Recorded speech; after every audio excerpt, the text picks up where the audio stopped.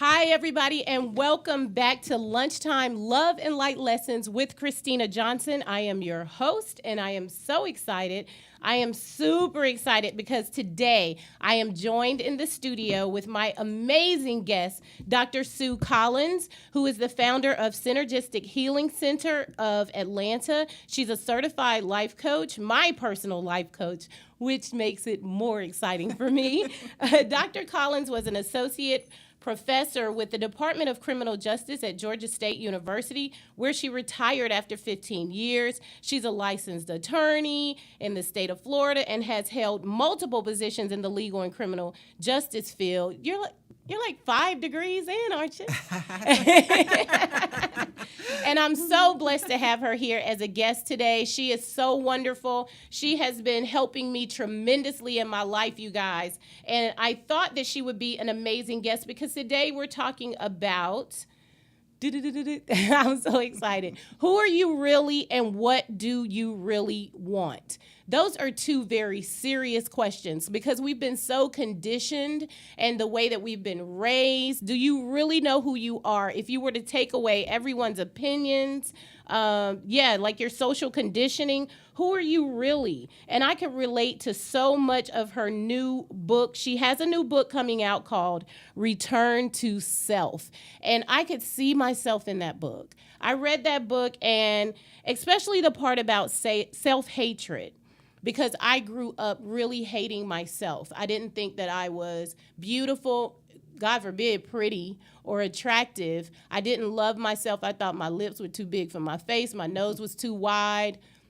All of my features were so big, and I was like, I'm not pretty. No one's going to ever want me. And it didn't help that I grew up around abuse. So reading this book really touched me because I know what it feels like to hate yourself and to not love yourself.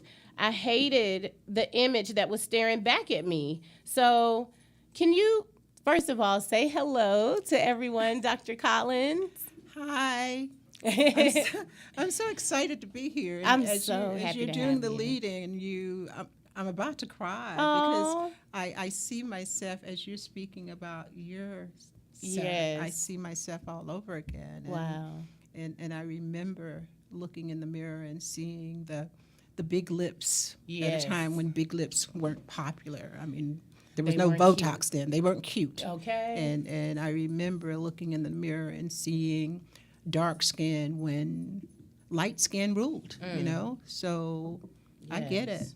But Yeah. I'm very excited to be here. I'm Aw. excited to share with the audience and to share about my new book. And I hope to get lots of questions from you guys. Yes, please, you guys, call in. The call-in number is 770-988-6461. We would love to have your feedback, share your wisdom, share your stories. Call in and ask Dr. Collins any questions that you may have. I'm so excited. I see the lines are coming in already, which is exciting. So, Dr. Collins, how do you tell us a little bit about your journey with the self-hatred? Where did that start for you? I say this in the book, I can never remember a time that I really loved myself. And maybe that's because at that time I didn't know what self-love was. What I remember is being in a classroom with kids who had two-parent families and kids who were very light-skinned. Some looked almost white, and kids whose families hung out with the teachers, and my mom didn't hang out with the teachers, Right. And I remember I had a gap in my teeth, in my front teeth, and the girls had their moms would fix their hair in the little cute ponytails, Yes. like the part down the middle and the two ponytails yeah. on the side, and they were all twisted. My mom had one style: a plait across the front, 2 down the side on each side, and 3 down the back. That was it. Yeah. And there were no bows, no cute bows on it, no cute ribbons. It's like that was it. Wow. And when I looked in the mirror, it's like there was nothing cute about that to me. Yeah. So I think probably for as long as I can remember, there were periods during my life when I thought I looked kind of cute, but that voice in my head that said, no, no, no, no. Told you So it something. didn't last long. Oh, It wasn't. yes. It wasn't long lasting. It was Right. just here and there. There were periods when I thought, you know, if I got my weight under control, oh, I look cute. Right. But then that didn't last long because I started eating, right? Yes. Self-destructive behavior. Yes. And I used to have long hair, and I cut it, and I cut it, and I cut it. And then when I looked in the mirror in the end, it's like, oh, that doesn't look good. So I've struggled with that for most of my life. And it really has been only in the last 5 years that I put it to bed. Wow. What a blessing. Isn't I mean, that finally, Yes, finally. yes. And we all strive to get to that point where we can really start to love ourselves again and have self-worth. So define for us what self-worth is for the listeners. Self-worth really is the value that you place on yourself. I mean, but in order to have self-worth, in order to have value, you have to understand, you have to do the what I call the deep dive in terms of digging to see, who am I? Which of these beliefs that I have are mine, as opposed to beliefs that people tell me. Society says I should look this way, I should do this, I Right. should do that. And many times when we have these external standards, we always fail. There's always something that we can't do because the standard is coming from outside as opposed to inside. And so self-worth is when you, we won't even say, I started to say when you look in the mirror. I won't even say when you look in the mirror. But when you are having your private moment and you think about everything about you, internally and otherwise, how do I feel about me? Yes. How do I feel about me? Right. Do I love me regardless? Do I get excited at the thought that I am, or do the voices in my head, do they tell me, you're not this, you're not that, you can't do this, you can't do that, and so that you are always coming up short. Yes. So when you can look internally and love yourself despite your quote unquote defects, and I put it in quotes because there aren't any defects, it's Right. just who God made you to be. Yes. But if you can look in the mirror of your internal mirror, and love yourself unconditionally, you've got great self-worth, and that really is where you want to be. But if you look in the mirror and every time you look, you see, I'm not good enough, I'm not pretty enough, I'm not smart enough, I'm not enough, Yes. then there is the area, low self-esteem, low self-worth, Yes. and that's when you get into what I talk about in the book as being that disease of not enoughism. Yes. So regardless of what you do, and you, this has nothing to do with money, and it really has nothing to do with the external appearances, although that's what we focus on. Right. It really is a dis-ease within yourself. And in Yes. turn, it is a dis-ease of the spirit. Yes. I know I grew up with that. You guys see why I love Dr. Sue Collins so much? I love her so much. And we've been digging in my past to connect the dots. And I love that. And it's very hard because so many people feel this way and don't even know it. Yeah. That they're telling themselves this story of, I'm not pretty enough, I'm not smart enough. I know growing up, I didn't have my biological father in my life. He didn't claim me as a child. And so I would see my other siblings at the tire and body shop that his family owned with him, and we would ride past, because I'm from Charlotte, North Carolina. It's not a big city. So you pass there all the time going to and fro, and I would pass there and see them, and the first question I would ask was, what is wrong with me? Because why isn't he asking me? I see all his other kids, even kids that weren't from his wife. So I couldn't say, oh, well, maybe it's just his wife's children. It was just me. And so I grew up with that, and we've been digging into that, looking for that love that I wasn't getting from him and seeking that in other people. And we were able, you guys, to go back to a birthday party that I had when I was very young, where my biological father pulled up to our house where me, my stepdad, my mom, and my two brothers lived, and he handed me a gift out of the window. and he said, "Happy birthday, sweetheart." And then he pulled it off and left. He didn't even stay for the party. And I remember that day saying, wow, I mean, he doesn't really care that it's my birthday. He's not going to stay to celebrate with me. So what is wrong with me? And that day is the day that I decided, you know what? I'm going to start calling my stepdad dad, because he's always here. He takes care of my mom and my family. Even though there was a lot going on in our home, I took the initiative, so to speak, over my life and said, well, I'm going to start calling him dad because I know that's going to make him happy. And that followed me throughout my life. So being able to connect those dots and see where it came from, me searching for that love, longing for that love, but instead of me giving it to myself or understanding how, I started giving it away. And so for the most of my life, I've given myself away in a way that I didn't even understand, because I didn't understand that a lot of me doing that was to get love in return. And being able to connect those dots, you guys, is what is healing me and my family through a lot of pain. So I know for me, there was a lot, and you talk about this in the book, toxic shame and guilt. I was thinking about that this morning. Really? Yeah. Because just alone seeing my mom in an abusive relationship, and me actually repeating that cycle after promising myself that I never would allow my children to see me go through that, I was ashamed, and I knew how to put that mask on. So when people saw me, my family saw me, they're like, ooh, y'all look so happy, he's so good to you. But behind closed doors, there was sometimes a different story. And so not understanding that shame kept me from seeking help. Because I remember telling my sister, Michelle, like, this happened to me. And she's like, I never would have thought in a million years that it would be this person. And you didn't tell me. Don't ever do that again. Because if something happened to you, we never would have even suspected. Right. But just trying to keep that mask on. And because of the shame, a lot of times when you're in abusive relationships, you don't want to tell anyone what's happening to you. You feel ashamed as if you're the perpetrator.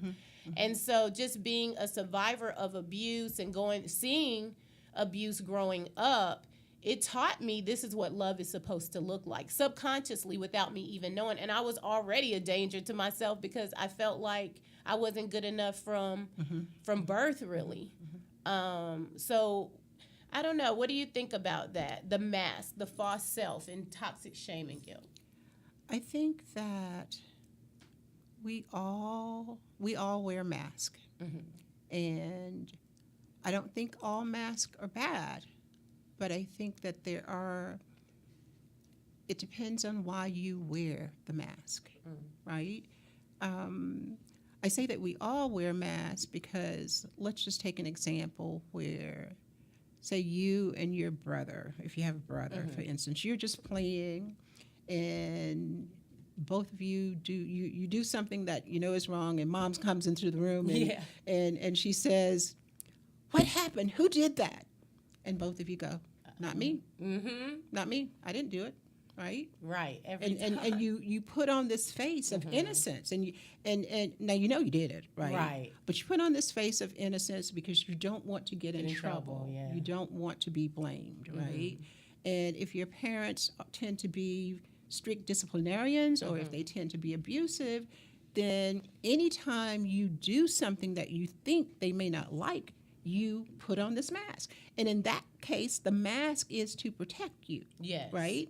And perhaps to minimize the discipline that you might be subjected to. The problem, I think, comes in when you begin to believe the mask, right? What the mask represents. That's right. And in the book, I talk about the false self because we put on so many layers based on, and I'll come back to this in a little bit, but I want to use it just in the context of talking about the mask. Yes. We put on these layers, and then pretty soon we can't distinguish between who we are in actuality and who the mask says we should be. Wow. Right?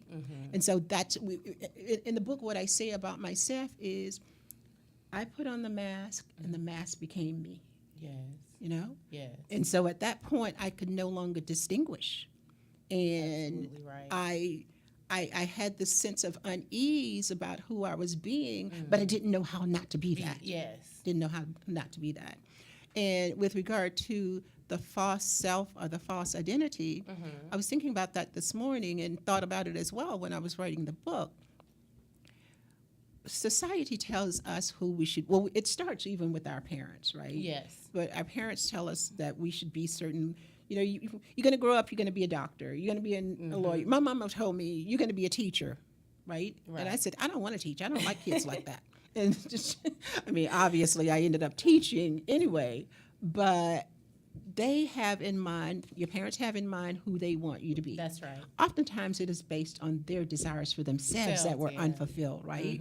And those desires that they may have had, that they have, may have been based on what their parents had for them. True. So it's not just one generation that we're talking about. All of this comes forward, and then you coming to being, you're born, and your mom and your dad look at you, and they go, oh, my wonderful child, and you're bringing with it all of the history, all of your ancestral history converges at that moment, right? And so then you've got society, which says, well, you should be this way. Now, in our society, I don't know if I should go here or not, but I'm going to say white is still the standard in terms of beauty, right? We look in the mirror, and we don't look white. Right?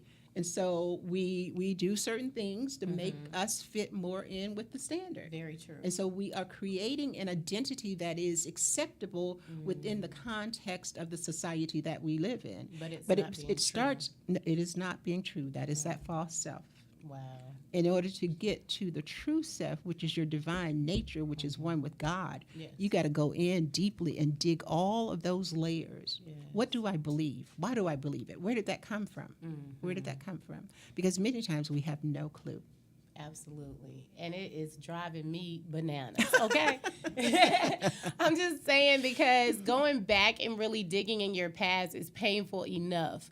But having to tell yourself these truths, like face yourself and the ugliness and the beautiful parts, and at first I was so excited. I had my little notepad and I was writing. I came back, okay, this is what I wrote, this is what I found, and we're connecting the dots. And then I had I'd say about 2 weeks of tears. Like, I always say, my best friend Tony always says that you're the most non-crier I've ever met. Because I'm like, oh, I'm not a crier. But then honestly, 2 weeks of that digging drove me crazy. So it is work. It is work, but it is so worth it. Because this morning when I woke up, I'm like, I haven't cried in about a week. Like, very good. I think I'm doing well. And it's a part of that process and releasing that false self, because we do tell ourselves stories that are not true about a lot of things, not just ourselves, but the people that we feel like have hurt us, who have betrayed us. We're constantly telling ourselves the story, and we're upset and angry. And that's one of my things. Like, I'll be mad about something that happened 20 years ago. And when I'm dealing with the person, I go back to that 20 years ago as if they're the same, and not giving them the opportunity to change. And I remember a young lady saying online, like, I want to give to, God's people. I want to pour into people. That's who I am. And the first question that came to my mind is, what are you giving to yourself? What are you pouring into yourself? And I think sometimes, a lot of times, especially as women, like, we feel guilty for giving to ourselves. We feel guilty for putting ourselves first, when I feel like you have to take care of you in order to take care of everyone else and be strong for everyone else. So the work is necessary, and it blesses you. So I'm taking off my mask, people. Are you with me? You guys, I'm so looking forward to this new book from Dr. Sue Collins, our guest today, Return to Self. You guys call in 770-988-6461 while you have this angel here, so that you can ask questions, share your wisdom and your experiences if you're identifying with some of this, because it is work, but it is so beautiful to come into real self-love and self-worth because you are worthy. And I think sometimes it's hard for us to really realize that we're God's children. We're worthy of love, but that love has to first come from you. Do you Yeah, believe that? I do, and we talk about self-love all the time. But my experience has been that most of us have no clue what it is. And speaking of my own personal experience, I remember as I started my what I call delayering process, as I started that, and one of the things that I was asked by my mentor coach was, well, what are you doing to love yourself? And I said, well, I don't know. What should I be doing? And then they talked about self-love, and I thought, well, I don't really know what that looks like. What does that look like? Wow. And so maybe I'm going to talk a little bit more about it, but maybe one of the questions we should ask is, what does self-love look like to the audience, to them, right? I ultimately came to realize that I didn't know how to love myself. If you talk to me about self-love, I thought, well, get my nails done, get my hair done, maybe go to a movie, take myself out to dinner. But they were all things that were external to me. That's right. And they were all things that were very temporary and not lasting, and things that did not feed the spirit. And with many of my clients, when we get to this point and I'm talking to them about how do you love yourself, how do you show yourself that you love yourself, and those are the things that they share as well, that, well, I went to a concert, or I bought myself a new dress, or and all of that's good. It's an aspect, but it's a materialistic aspect with regard to the self-love. In order to really, I think, commune with your soul, you got to set aside some time. So, and what does that look like? Do you meditate? What are you feeding your mind in terms of what you read spiritually? When was the last time you just went to a park and looked at a butterfly? When was the last time you just walked to the water's edge and looked at how God has made the river flow? Right. Knowing that there are ecosystems underneath it, that everything is perfect in terms of how it all comes together. When was the last time you just stood there and experienced the sun on your face? You know, to feel God kiss you with the breath of the wind. When was the last time you did that? Those are the things that feed your spirit. Yes. Yes. Wow, that's so beautiful. And we're notorious for dressing up the outside. So you speak of that, like, oh, I took myself somewhere, or I got my nails done, I got my hair done. We know how to make it look like we have it all together. And it's hard for us sometimes to invest that money into dealing with ourselves. I mean, really investing in the internal, not the external, because things can be a mess that we've created by society, as we talked about, and our own poor thoughts of ourselves. What's a perspective that you think people could look at that makes them want to invest their time and money into healing? Because putting something outside, buying a new purse, getting some shoes, getting your hair and nails done, makeup, that's all well and good. But what difference does it make if you're beautiful on the outside and shredded on the inside? Well, I'll share my perspective, which may or may not find resonance with the audience, but I believe that we're one with God. And I believe that when you can tap into your divine nature, that's where the healing begins. But I also believe that everything is spiritual. Our relationship with money is spiritual. Money is simply energy. You know, we can say. Did you know, for instance, that when we first began as people, right, that we use things like tea as an exchange of value for money, right? Wow. And we use the cowrie shell. So anything that you think about can be money. Right. What we put our value, our stock in, is what society tells us that we should do. You should look good on the outside, but society doesn't tell you should feed your soul. That's Society doesn't tell you. I mean, you go to church on Sunday. Many of us do. We go to church on Sunday. We hear the message. We receive what the minister or the pastor tells us. That very short scripture that they have time to discuss.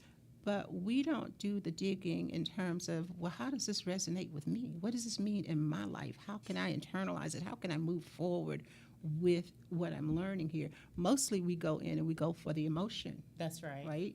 And we say, oh man, that was a great sermon. But when you leave, what did you take from that? Yeah. That's feeding your soul. That's right. Right? Because ultimately, the way to, if you want to have your ideal life, whatever that is, want to be a millionaire, it starts with the spirit. You want to travel the world?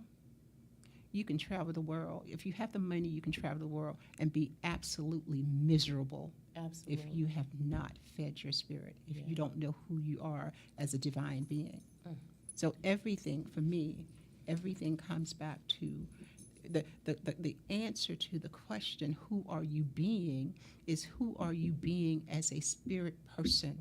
Who are you being with regard to your divine nature? Right. Who are you being in your relationship with God? Yes. If you don't know the answers to that, if I ask you, what do you believe in, and you can only tell me, I don't believe in religion, I don't believe in tithing, I don't believe in, if you can tell me what you don't believe, but you can't tell me what you do believe, then that's where the work has to be done. Yes. Because everything is spiritual. And you work with, when you get your spiritual body in order, Yes.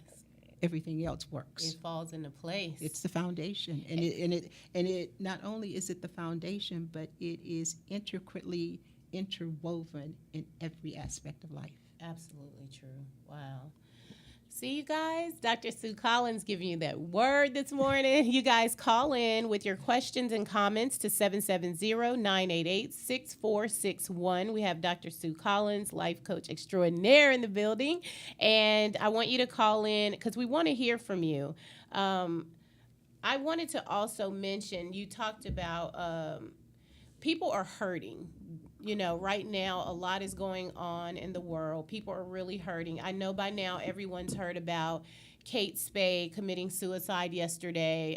This past weekend, me and my friends went up to Pastor John Gray had an installment in Greenville, South Carolina, and one of the ministers who was on the way had to turn around because one of the members of the church, who had been going to his church for years, she hung herself. And Kate Spade hung herself yesterday, and they were talking about mental illness being a factor in that. And so many people are hurting. How do we quiet that storyteller is one question. And is there a tie to the false self and mental illness? Because, you know, we're hearing these voices, we're hearing these stories that we're telling ourselves, we've been hurting for years from our past. How do we deal with that? How do we quiet that storyteller and start to heal? That is such a deep question. I know. And, you know, since you've read the book, then you know my story. And in the book, I share about my suicide attempts. And I'll tell you that I didn't want to die. I just wanted the pain to stop. And you go into that space where it's just totally black inside. Yeah. And there's no light. See, I see light. I see God as a light in my life. In my body, I actually see it very physically and viscerally, that I feel God's presence. And in those moments when I contemplated suicide, it was because the light wasn't there, and I didn't know how to get it back. And there was nobody that I could talk to. And it's all well and good for people to say, if you commit suicide, then God's not going to bless you, you're going to burn in hell. I don't know if that's true or not. I don't have judgment on that. What I do know is that if you say that to the person who is in that place, you're not really helping them. You're not giving them anything. You got to give them something that they can hold on to. Yeah. One of my clients is a young male, And he came to me just recently because he had attempted to do a couple of things. One is that he had just started to ram his head into the wall. Another is that he had attempted to jump out of a car moving at 30 miles per hour. Hurting, hurting, because going back to what you were saying about your experience as a little girl, his pain started way back then. I see. 3 years old, right? Feeling that his life is out of control. So by the time we think, okay, so right now this person is, let's say the person is 30, the person is 40, the person is however old they are, and they commit suicide. They've been wearing this false mask, and you've been thinking that everything was well, right? And they've been wearing the mask. But underneath the mask is the pain. Yes. It's the pain. Wow. And to say, go to church is fine. And speak with a coach or speak with the counselor. If the counselor or the coach or the therapist can't tap into that pain, right? If they can't tap into it, if they can't show you, I understand. There's light, there's hope. There, by whatever name, however you envision God, Yes. there is hope. Hang on. If you can just hang on for one more day. Right. Let me just give you something, something out that's inside of you. I'm a recovered alcoholic, and one of the things they taught us in AA is if you don't have. That's okay. So sorry. We all do it. Don't worry. Mine is always on as well. If you can't believe, if you don't have a God of your own to believe in, your sponsor will tell you, believe in mine. If your God is too little to help you deal with the problems that you have, believe in my God, because I got a big one. Yes. So I'm going to say to the audience, I've been through some stuff in my life. I have been through a lot. And I know that most of you have probably been through stuff as well. Get yourself a big God, a God in all caps. Somebody that when the darkness overtakes you, somebody that you can know, I know that if I can just make it another second. And sometimes as a recovering alcoholic or recovering addict or recovering whatever it is you're recovering from, it is a second by second process. That's what you tell the person who is suicidal. Wow. Don't try to live for tomorrow. Right. Can you just stay with me one more second? Wow. One more second. That is powerful. So we have a caller. We're going to take our first caller. It's been so good. I haven't even been focused on this. Hello, caller. Give us your name and where you're calling from. Hello. Hi. Hi, this is Tony Acey. Hi, Tony. Hi. Good morning. Good morning. Morning. You know, I've been waiting to hear Dr. Collins because I've heard so much about you, too, Christina. So I can't wait to meet you personally. Awesome. Thank you. I had to call in because I heard you guys talking about, like, do you recognize when you're actually being good to yourself besides accepting yourself for things. And I've been wrestling with that lately, just trying. Your phone's going in and out. Sorry, I don't have to do it. Tony.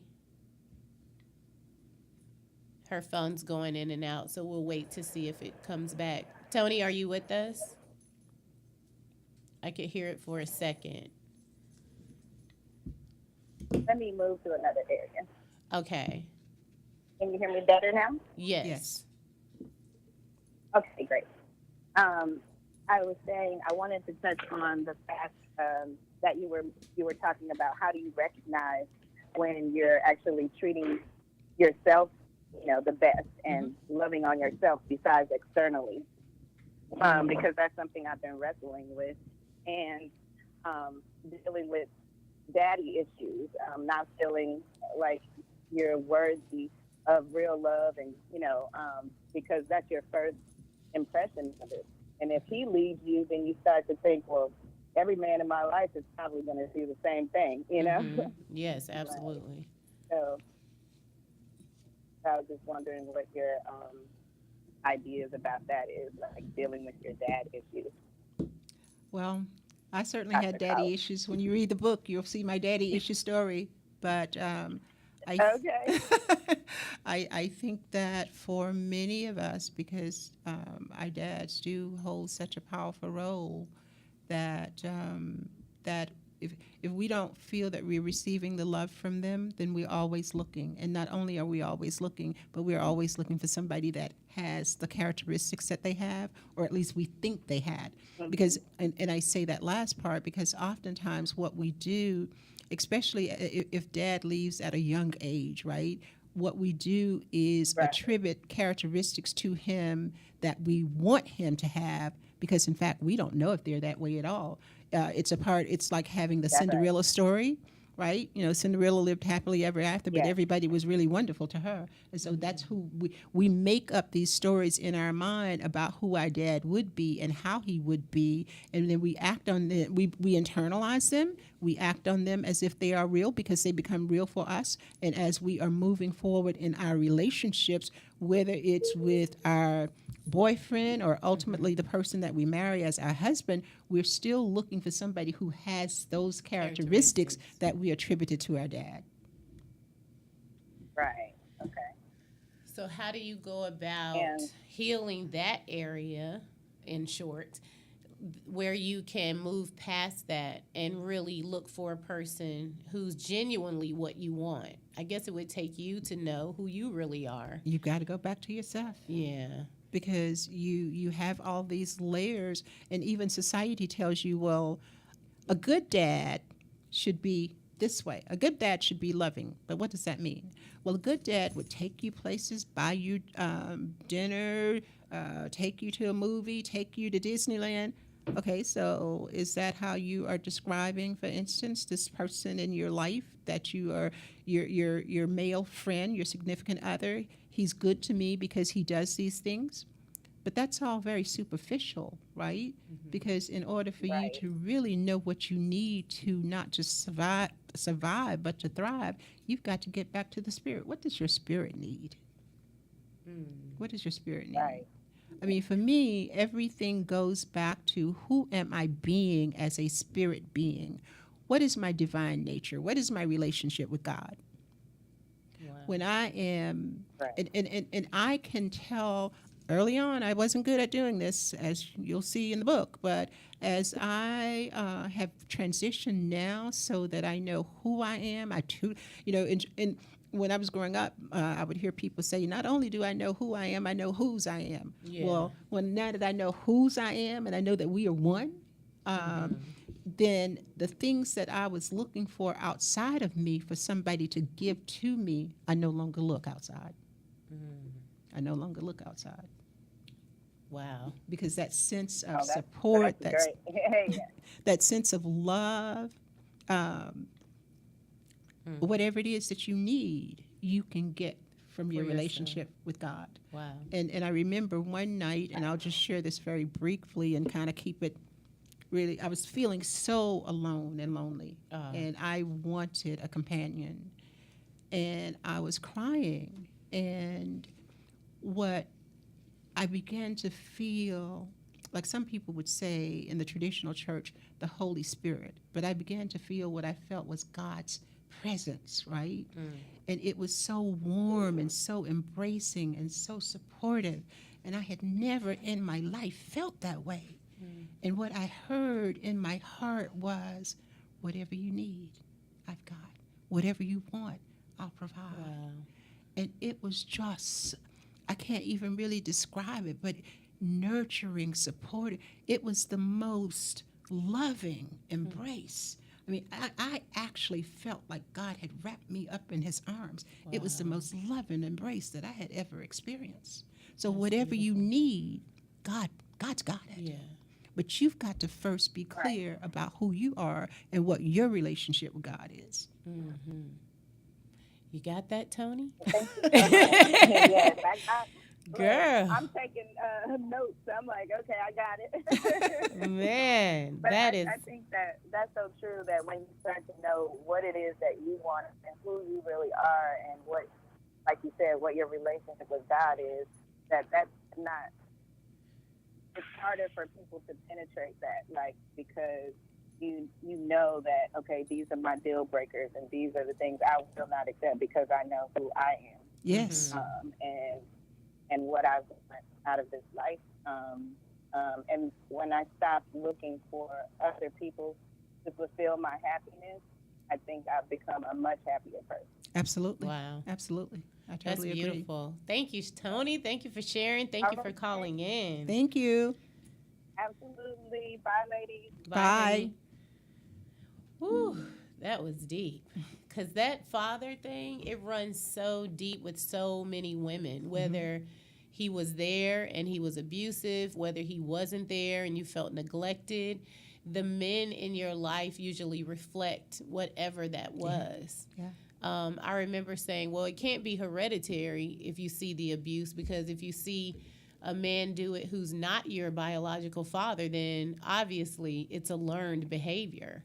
And either you become the abuser, you become the victim of abuse, which I feel like victims don't survive, or you become, like myself, a survivor of abuse. And when you talked about that loneliness, it hits home for a lot of women as well, because a lot of times we may choose someone just so we are not alone, but not even considering what energy they're bringing to the table, or what they're bringing into your space, or what kind of energy he has in his space. But just so we can, what I talked about earlier, is just so that we can feel that love. Yeah.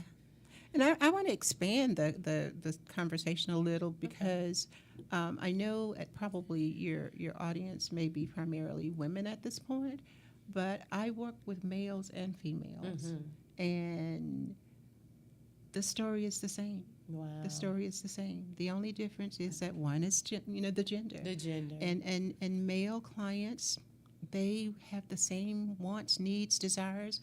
They have the same issues. They deal with the same false self. They deal with the same disease of not enoughism. They deal with the same issues related to self-esteem and, well, lack of self-esteem and low self-image. I mean, bad self-image and lack of self-worth. Wow. So it's amazing. like it really, this thing that happens to us in society is it's kind of insidious in terms of how the messages that the programming just eats away at all of us. Not Yes.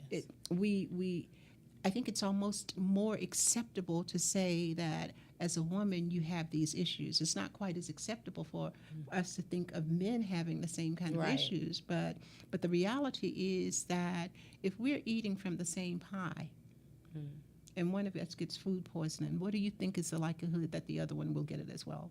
They are going to get it as well. They're going to get it as well. And so Wow. when it comes to these rules, these labels, these what you should be, who you should be, what you should do, males are getting that same programming. Wow. And they're hurting too. Wow, that's amazing. Whew. Y'all, this is deep. Okay. I'm so excited to Kanique, Sky, thank you so much. I'm shouting you out online, as well as Naomi Imani. Thank you guys for tuning in. I love you guys so much. We have another caller we're going to take. This is so good, you guys. I'm getting the chills. Hi, caller. Give us your name and where you're calling from. Hello. This is Brayley Evans. Hi, Brayley. Hi, honey. How are you? This has been a fantastic show. Oh, my Thank goodness. you. Thank you so much, Dr. Sue. This is great. Hi there. I'm sitting here, like, just reflecting on my own life and my own self, things I have going on. And as I have never thought about suicide, I realize I take a lot of my life frustration out on food. And not as many people think of, people think about drugs, they think about alcohol, but they forget about those of us who are using food to slowly kill ourselves. Amen. And I just wanted to see what Dr. Sue wanted to say, give us some help. I really feel like we're a forgotten few. Well, I've kind of been there and done that.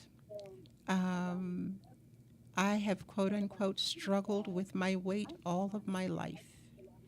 And it wasn't until I got my relationship right with God and understood myself as a divine being and what that means to me.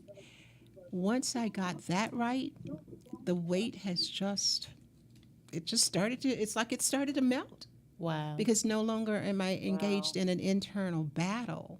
No longer am I trying to be, I'm not trying to be what they tell me to be on television. I'm not trying to be, look like what they tell me to look like on the newsstand. Most of us, you know, we were talking earlier about self esteem, wearing the mask. If you would close your eyes and just meditate for just a moment, you can probably see internally that your inner self, that's your true self, and that's an etheric form. You can see the outline of that person. You can tell this person. Probably the contours are not as heavy as the person that, especially if you've had the battle with food. So there is this small person. I used to say there's a thin person inside of me. Yeah. There's a thin person inside of me.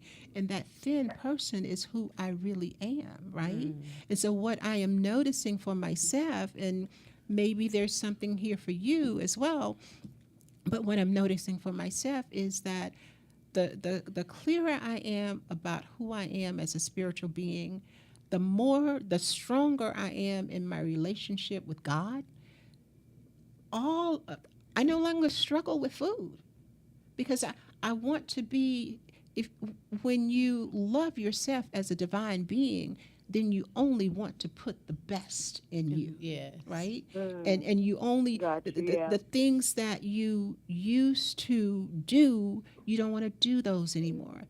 And I have to tell you that, for instance, I don't particularly like working out, but I get up every day and I go because it is consistent with who I am being. That's right. It's consistent with who I am being. Thank you. I love sugar.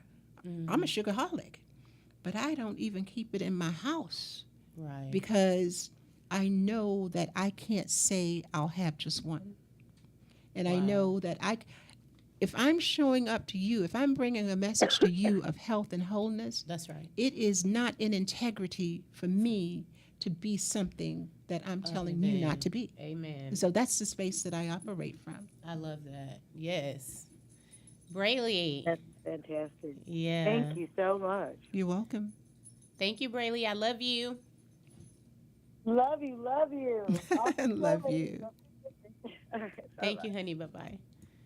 We have one more caller. Oh, I think we have time.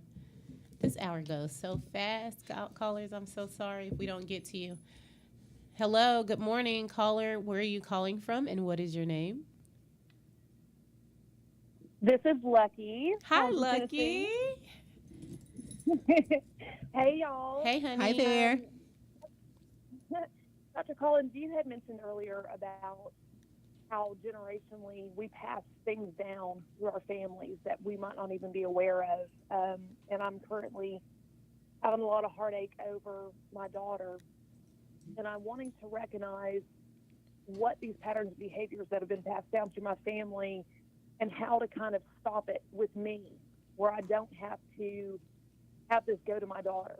And I know that she's obviously grown up with me and been around a lot of people. And like you're saying, the society right now is very sexually focused, and it's very difficult with our teenagers today. But it's like, how can I recognize what my patterns of behavior has done, my mother's, and stop it, where she doesn't have to go through the same thing? Okay, that's a really deep question, and it's a two-pronged question. I'm going to answer what I consider the second prong first, and actually, my belief is that we are each here as spirit beings on our own journeys, and because of that, that means that we will experience those things that God intended for us to experience. And so, as a mother or a parent, even though you want to save her from some things, there's some things you can't save her from because she has to experience those in order to be the person that God intended for her to be. And when I think about that, I think that it's important to emphasize that there are no mistakes, there are no errors. Everything is perfect in terms of God's will, right? And for instance, if you think about one of the examples that I use often is we want to protect people from making mistakes, but if you protect them from making the mistakes, they don't learn what they need to learn. They become very dependent on you. They don't enhance their critical thinking skills. They don't learn how to get up when they fall down. If you pick them up, or if you prevent them, if you put a barrier that prevents them from having the experience that they need to have, what you do, I think, is prolong the process. Because ultimately, if it is a lesson that she needs to learn, she will have to learn it. What you can do to support her in that really is to stay in prayer for her. Now, my mom used to say, and I didn't get it at the time, but my mom used to say, when you have children, you have to stay on your knees. And so now that I am a parent, I'll say I understand that we each are here on our own unique spiritual journey. You can pray for her well-being and pray that she goes through it with ease and grace. So now I've said all that, and I forgot what the first part of the question was. The first part So the first part related to the ancestral inheritance and what it is that you inherit and how you can keep from passing it on. In order to really kind of delve into that, you have to ask those deep questions. Who am I and where did I get it from? And you don't just get things from your parents, you get it from their parents. It's like genetically, your lineage goes all the way back to the beginning of time. Genetically, we're all connected if we went back far enough, right? Yeah. And so in the more recent time, you can look to see what are the attributes of your mother, your father, what are the attributes of their parents. And one of the exercises that I have clients do, for instance, is to just kind of write this out using columns, write it out on paper, and look at if my mom's mom was an alcoholic and my mom was an alcoholic, did I get that from her?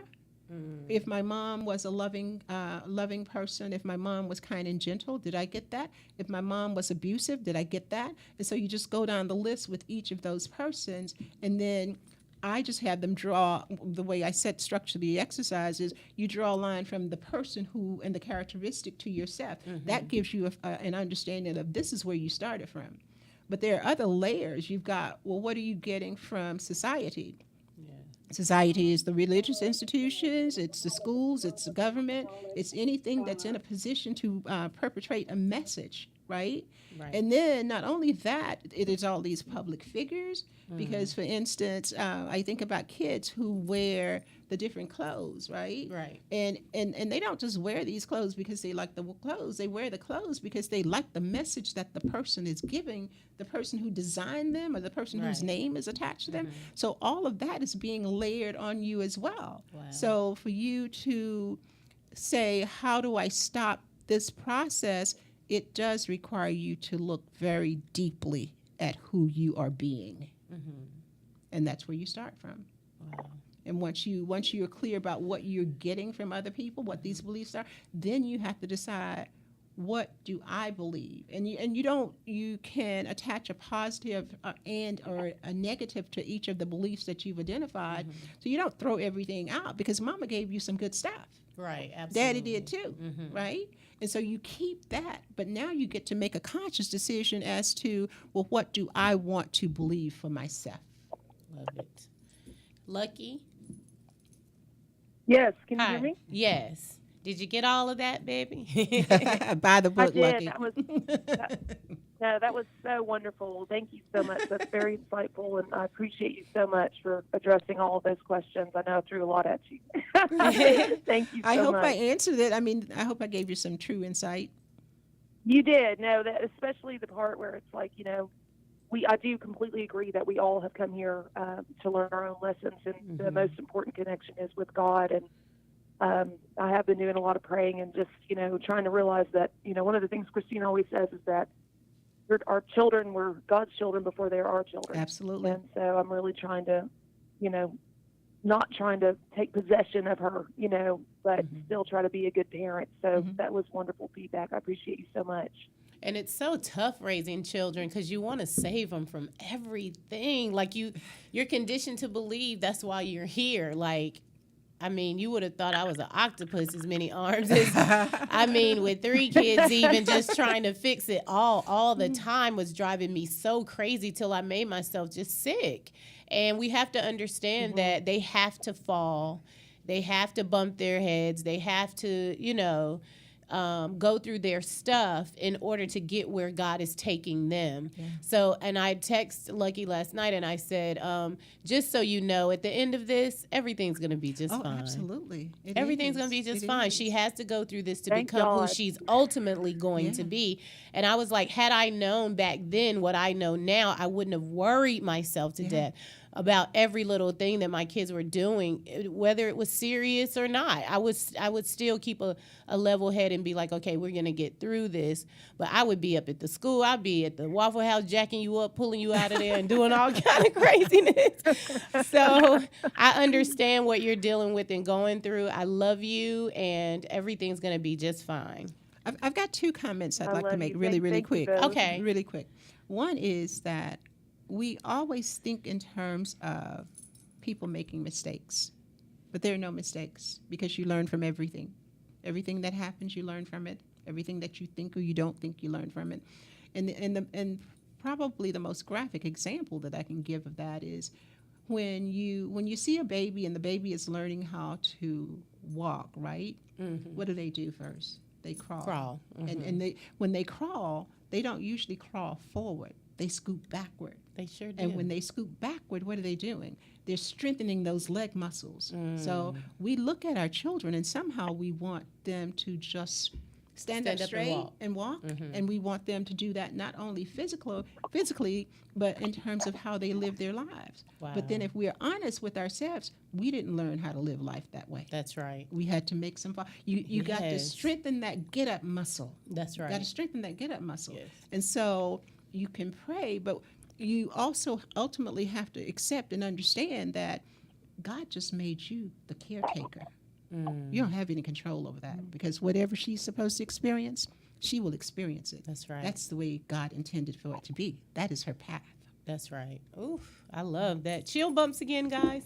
I know. Oh, my goodness. Oh, okay, God. Lucky, thank you thank so you both much. so much. Thank you. Okay, have a good day. You too. Okay. Can I take another? Okay, we have more callers, you guys. I want to take another call. Hello, caller. What's your name and where are you calling from? Hello. Hi. Hello. Hi, it's Andrea. How you doing? Hi, Andrea. How are you? I'm good. I've been listening, and I have been, I've been like, okay, I'm crossing T's. I'm like, oh, gotta do that. Missed out on that one. Let me go back to that one and do that. Dr. Sue, thank you so much. I'm welcome. dealing with I've been dealing with myself, but I'm also dealing with my children. And I feel like my children, I have twin daughters, but something happened in their lives, and I had to do a whole total turnaround for them with myself. And then now that they are about to be 18 years old, they're about $18. They are they're getting into their own. They're coming into their own. But one is going through a mental. She gets depressed. Say that again. And She gets depressed. Okay. Yeah, she gets depressed and she goes and comes. But lately, it's been hard. Like it's really been hard, and I've been really just trying to work with her and And I understand the layers. I understand when they're around people, and I've just had to just fall on my knees. But how do you get a child to listen and see that, listen, Mom, I know what I'm talking about. Let me help you. This has been hard. It's been really hard. We were just talking about that sort of. Yeah. My answer probably isn't going to give you much satisfaction, but it is my answer. And it is that you can have all of the love and all of the goodwill and desire that that's possible to help a person. You can want with every ounce of your being, but you can't want it enough for her. She has to want it for herself.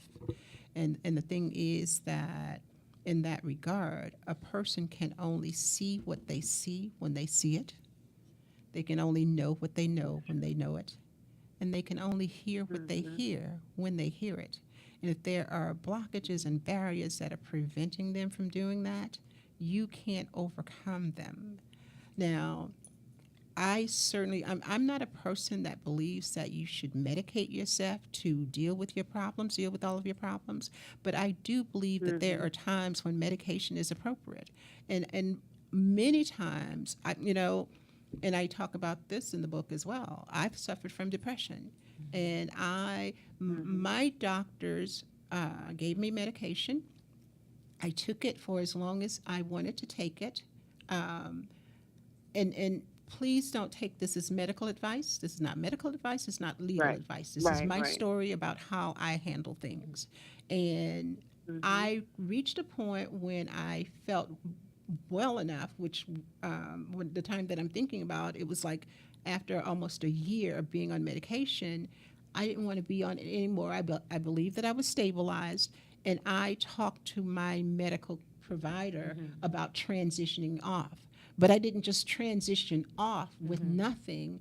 That also is a time that I dug deeply into myself, into my spiritual work. And so as I was transitioning off of the medication, at the same time, I was transitioning into something that was much, much greater. That's so awesome. In terms of my knowledge and understanding of God and the power that God has to heal. But sometimes you have to, if you're dealing with depression, it typically is there is a chemical imbalance. And so the medication is necessary to help give you the balance. Well, if she if she needs medication perhaps, and she either is or is not taking it, then that, because of the imbalance, she can't hear you. She can't hear you. You can talk all you want. She can't hear you. Right. She can't relate to what you're saying because her mind is telling her something else. Wow. And so certainly if medical assistance is needed, get that, but understand that ultimately, even with medical assistance, the person has to have that inner desire to make the change for themselves. Absolutely. I hope that helped you, Drea. And I'm trying to get her to that point. Yeah, it did. Because I'm trying to get her to that point where she wants it.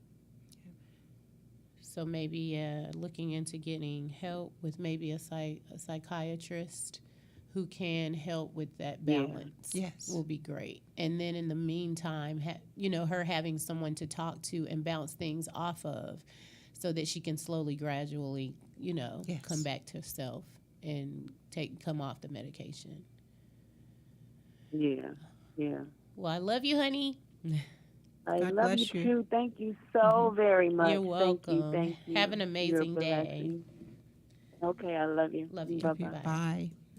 Okay, we have one more caller, and they've been waiting for a long time, so I'm going to go ahead and take it. Good morning, caller. How are you? Give us your name and where you're calling from. Good morning. This is Michelle Kennedy. I am Christina's sister. Hi, Michelle. Hi. Nice to meet you, Dr. Collins. I've heard so many things, great things about you in conversations that I've had with Hi, Michelle. Christina. And Hi. So I wanted to call in too because listening to the show, everybody's had great questions and positive, remarks and responses. And I know that we all deal with a lot of different issues. And I guess my question is, I don't know how, but lately I kind of feel like one of the reasons that, or part of my purpose is that God sees me as one of those as a helper. And I don't know why I saw somewhere that maybe one of those little tests or games or something. It's like you were put here to be a helper. You were put here to help others. But at the same time, I know that I'm supposed to take time for me too. But I don't know how I separate and know when enough is enough because I never feel like it's too much, if that makes any sense. I don't necessarily know that when somebody's asking me to do something that it's out of my boundaries to do when I feel like it's within. So how do you know when to say no? Like my aunt, and I've had conversations with Chris, I've had, with different people, is like, you just got to say no. And I'm like, but I don't feel like I should say no because it's not really bothering me to the point of that it's a hindrance. And, I always want to be able to be there. So, if my friends or my family, especially my family, if there's anything wrong at a drop of a hat, I don't care what it is, I'm there because they need that much to me. But it's never a point where I feel like it's a bother to me or it's a hindrance. It's something that I want to do and I don't have a problem doing. But then everybody's like, you got to take time for you too. You got to do things for you. At what point is there a cutoff? Or is there a cutoff? Is it? Because I'm dedicating my book to my sister Michelle because every time I've ever called her, whether it was me or my children or someone even in my family, because her mom is my adopted mom, and she says the same thing every time. I'm on the way. That's it. There's no what happened. What? Okay, let me see if I can work it out. It doesn't matter if she's at work or what. She's like, I'm on the way. And that's been amazing to have that support system. But at the same time, the balance has to be there because even though she's saying it doesn't feel like it's a hindrance, yes, I feel like, Shell, if you don't mind me saying, I feel like it is heavy. It is a heaviness there. And she's not giving to herself in that way. And I think a lot of it is just like me, just wanting to be there, wanting to be loved and cared for, and for everyone to know, hey, I got you, but not necessarily giving yourself that same privilege. Well, as women, particularly, we are programmed to be nurturers, to give of ourselves, and to always put everybody ahead of us, right? And so that's a part of what's going on, I think. But as you were speaking, I had the mental image of something that I always talk about, and it's if you consider yourself a cup. I've always been in my healed life. I have been taught that you should only give the overflow, right? Yes. And so that means that you've got to keep yourself filled up. And we talked earlier about some of the ways that you can do that spiritually. And because we're so programmed to give, and also because we're not in touch with who we are, not in touch. It's almost like we become so desensitized to our own needs that we don't know we need something else. Right. We don't know we need something. And so you think about that desensitization, and then you think about the programming that you're supposed to help. If somebody calls, you're supposed to help. Right. Those two things say to me, I keep going even when my spirit is saying that I need to stop. Right? And so, Michelle, what I would suggest is that you give some thought to not just that because you said you never feel that it's too much. I have clients that when we have situations like this, I say, okay, so get calm, get quiet, get into a meditative posture, and do some deep breathing, maybe 4 or 5 deep breaths. And then what I'm wanting you to do is connect with your spirit, right? And ask, Okay. should I do this? Because see, I go to God about everything. Should I turn left? Should I turn right? Should I go straight? Should I go to the store today? Should I take care of this? So also when people are asking you for assistance, go to God first. Should I do this? It's not, we have the capacity to do a lot of things. And so that's not the issue. Really, the issue is, should I do this thing, right? And sometimes you may help a person who, yes, they're in need of help, but if you didn't help them, then they would have to figure out how to do it for themselves, which allows them, again, to strengthen what I'm calling that get-up muscle. Because if I know that every time I call you, you're going to respond, then I don't have to worry about taking care of this. I just pick up the phone and call you. Yes. That means you and I develop a codependent relationship. I don't have to take care of myself because you're going to do it. My ex-husband said, and I'll say this and then just let this stop, but when I was married to my ex-husband, I worried about everything, and I was trying to make sure that the bills were paid. And it was like the harder I tried, the more money just seemed to just not stay. There were more things that had to be taken care of. And I said to him, I said, you're always so happy. Well, I don't understand it. I'm stressed, and I'm trying to figure out how to make things work. Right. You know what he said to me?